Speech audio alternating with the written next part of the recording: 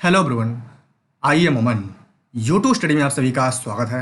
शुरू करते हैं आज का करंट अफेयर्स।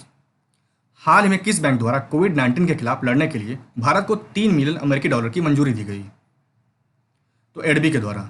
एशियाई विकास बैंक ने कोविड-19 के खिलाफ भारत की सुरक्षा उपायों हेतु Asia Pacific disaster response fund से भारत को 3 मिलियन अनुदान की मंजूरी दी। एडबी यानी एशियन डेवलपमेंट बैंक।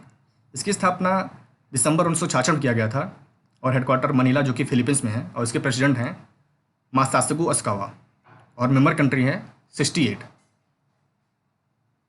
मानव तस्करी और पीड़ित व्यक्तियों के अधिकारों की रक्षा के लिए यूएनओडीसी द्वारा हर साल 30 जुलाई को कौन सा दिवस मनाया जाता है? तो मानव तस्करी के विरुद्ध विश्व दिवस। इस वर्ष की थीम रही है committed to the cause working on the front line to end human trafficking. UNODC report के मुताबिक मानव तस्करी में लगभग 1/3 शिकार बच्चे ही होते हैं, जबकि 31% मानव तस्करी के शिकार महिलाएं और लड़कियां होती हैं। यूएनओडीसी यानी United nation office on drug and crime. इसकी स्थापना 1997 में किया गया था। हेडक्वार्टर वियना जो कि ऑस्ट्रिया में है, और इसके हेड हैं गाडावाली। हाल ही में केंद्रीय मंत्रिमंडल ने किस मंत्रालय का नाम बदलकर शिक्षा मंत्रालय रखने का प्रस्ताव दिया है? तो मानव संसाधन विकास मंत्रालय। पूर्व प्रधानमंत्री राजीव गांधी के कार्यकाल के दौरान 1985 में शिक्षा मंत्रालय का नाम बदलकर मानव संसाधन विकास मंत्रालय कर दिया गया था, जिसे अब वापस शिक्षा मंत्रालय करने का प्रस्ताव दिया गया है।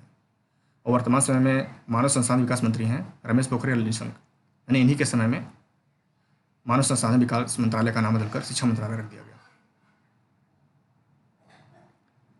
हाल ही में स्पेस इंडिया द्वारा संचालित क्षुद्रग्रह खोज अभियान के तहत किस राज्य की छात्राओं ने एक नया क्षुद्रग्रह HLB 2514 की खोज की? तो गुजरात के सूरत की छात्राओं ने एक पृथ्वी आधारित क्षुद्रग्रह HLB 2514 की खोज की है, जिसके निकट भविष्य में पृथ्वी से नजदीक गुजरने की संभावना है। हाल ही में किस शहर में सीवर मैनहोल की सफाई करने के लिए रोबोट बैंडिकूट का उद्घाटन किया गया? तो गुवाहाटी में। गुरुग्राम और कोयम्बटूर के बाद सीवर को साफ करने के लिए रोबोट का प्रयोग करने वाला गुवाहाटी देश का तीसरा शहर बन गया। बैंडिकूट रोबोट को जेन रोबोटिक्स नामक स्टार्टअप इंडिया कंपनी द्वारा विकसित किया गया है। फरवरी जून 2020 की अवधि के लिए नीति आयोग द्वारा आकांक्षी जिलों की सूची में किस जिले को शीर्ष रैंक प्राप्त हुआ? तो छत्तीसगढ़ के बीजापुर को। ठीक, यह रैंकिंग स्वास्थ्य, शिक्षा, कृषि और जल संसाधन, वित्तीय समावेशन, कौशल विकास और बुनियादी ढांचे सहित 6 विकासात्मक क्षेत्रों में 112 से अधिक आकांक्षी जिलों पर आधारित है, जिसमें मेघालय के री भोई को दूसरा स्थान और उत्तर प्रदेश के बहराइच जिलों को तीसरा स्थान प्राप्त हुआ। चर्चा में रही पुस्तक the India way strategies for an uncertain world किसके द्वारा लिखी गई? तो विदेश मंत्री एस जयशंकर के द्वारा। इस पुस्तक में एस जयशंकर ने भारत के समक्ष एक प्रमुख शक्ति बनने की राह में आने वाली विभिन्न चुनौतियों का विश्लेषण किया है। हाल ही में भारत ने पारंपरिक चिकित्सा और होम्योपैथी के क्षेत्र में सहयोग करने के लिए किस देश के साथ समझौता ज्ञापन पर हस्ताक्षर किया? तो जिम्बाब्वे के साथ। इस समझौता का मुख्य उद्देश्य भारत जिम्बाब्वे के बीच चिकित्सा की पारंपरिक प्रणालियों के क्षेत्र में सहयोग को मजबूत करना और विकसित करना है।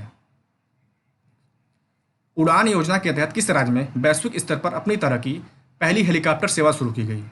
तो उत्तराखंड में। पवन हंस लिमिटेड PHL ने केंद्र सरकार की क्षेत्रीय संपर्क योजना उड़ान के तहत उत्तराखंड में देहरादून, नई टिहरी, श्रीनगर, गौचर मार्ग पर हेलीकॉप्टर सेवा शुरू की। उड़ान यानी उड़े देश का आम नागरिक। इसे प्रधानमंत्री नरेंद्र मोदी द्वारा 2016 में क्षेत्रीय संपर्क योजना के तहत लॉन्च किया गया था।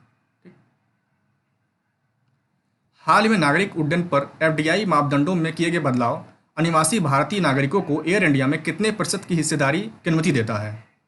तो 100%। हाल में प्रधानमंत्री नरेंद्र मोदी ने किस देश के सर्वोच्च न्यायालय भवन का उद्घाटन किया? तो मॉरिशस। प्रधानमंत्री नरेंद्र मोदी ने मॉरिशस के नए सुप्रीम कोर्ट भवन का उद्घाटन किया।